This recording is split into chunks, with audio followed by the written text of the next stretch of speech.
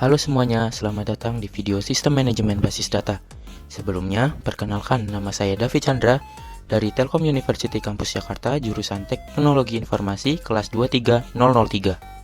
Di video kali ini, kita akan membahas konsep dasar basis data, kelemahan pemrosesan file tradisional, kelebihan pendekatan basis data, resiko dalam basis data, dan yang terakhir database life cycle.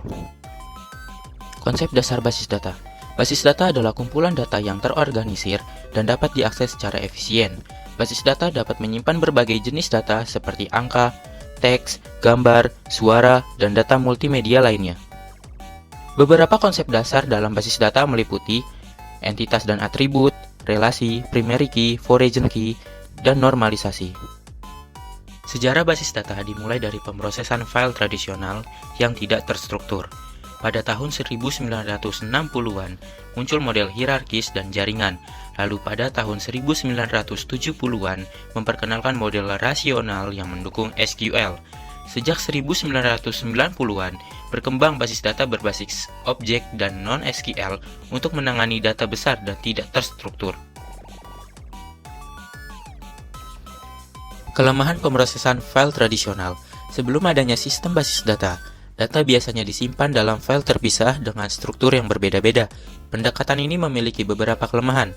Yang pertama, redundansi data dan inkonsistensi. Data yang sama bisa tersimpan di berbagai file, menyebabkan inkonsistensi jika ada perubahan. Selanjutnya, kesulitan dalam akses data. Setiap perubahan atau pencarian memerlukan pemrograman manual yang rumit. Selanjutnya, ada kurangnya keamanan data. File tradisional tidak memiliki sistem otoritas dan autentikasi yang baik. Selanjutnya ada kurang fleksibel. Modifikasi dalam struktur file seringkali memerlukan perubahan dalam program yang mengakses file tersebut. Dan terakhir, kesulitan dalam pemeliharaan. Setiap perubahan dalam data atau format file harus dilakukan secara manual, yang membutuhkan waktu dan tenaga ekstra. Kelebihan pendekatan basis data. Pendekatan basis data memiliki beberapa kelebihan dibanding pemrosesan file tradisional. Di antaranya, mengurangi redundansi dan inkonsistensi. Data tidak disimpan secara berulang sehingga lebih konsisten. Selanjutnya, akses data lebih mudah. Menggunakan SQL untuk mengambil, memperbarui, dan mengelola data dengan efisien. Selanjutnya, keamanan data yang lebih baik. Sistem autentikasi dan otorisasi mengontrol akses pengguna. Selanjutnya, fleksibel dan skalabilitas. Mudah diperbarui tanpa mengganggu aplikasi yang berjalan. Selanjutnya, dukungan multi-user. Banyak pengguna dapat mengakses dan memodifikasi data secara bersamaan. Selanjutnya, integrasi data terjamin. Aturan validasi memastikan data tetap akurat dan sesuai standar.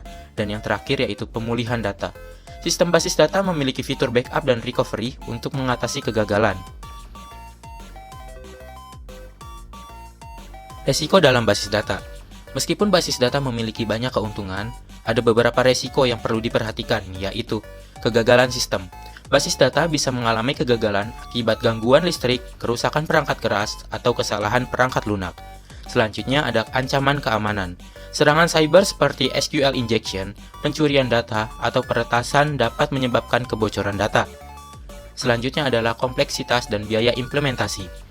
Mengelola database memerlukan keahlian khusus, serta biaya perangkat lunak dan perangkat keras yang cukup besar. Dan yang terakhir adalah kesalahan manusia. Kesalahan dalam pengelolaan basis data bisa menyebabkan hilangnya data dan inkonsistensi.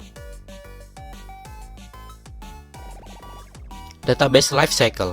Siklus hidup basis data mencakup tahapan-tahapan dalam pengembangan, penggunaan, dan pemeliharaan basis data. Berikut adalah tahapan-tahapannya. Yang pertama adalah perancangan atau planning, menentukan tujuan basis data, kebutuhan pengguna, serta studi kelayakan sistem. Selanjutnya adalah analisis kebutuhan, mengumpulkan kebutuhan pengguna dan merancang konsep data yang akan digunakan. Selanjutnya adalah perancangan, membuat model data, skema basis data, dan normalisasi untuk mengoptimalkan struktur data. Selanjutnya adalah implementasi, menggunakan sistem manajemen basis data atau DBMS untuk membangun dan memasukkan data ke dalam basis data. Selanjutnya adalah pengujian dan pemeliharaan, menguji kinerja, keamanan, serta memastikan database berjalan sesuai kebutuhan. Selanjutnya adalah penggunaan dan pengelolaan, Basis data dapat digunakan dalam sistem produksi dan dilakukan pemantauan secara rutin. Selanjutnya adalah peningkatan dan migrasi. Jika diperlukan, basis data diperbarui dan dipindahkan ke sistem yang lebih baik. Sekian video kali ini, saya mengucapkan terima kasih.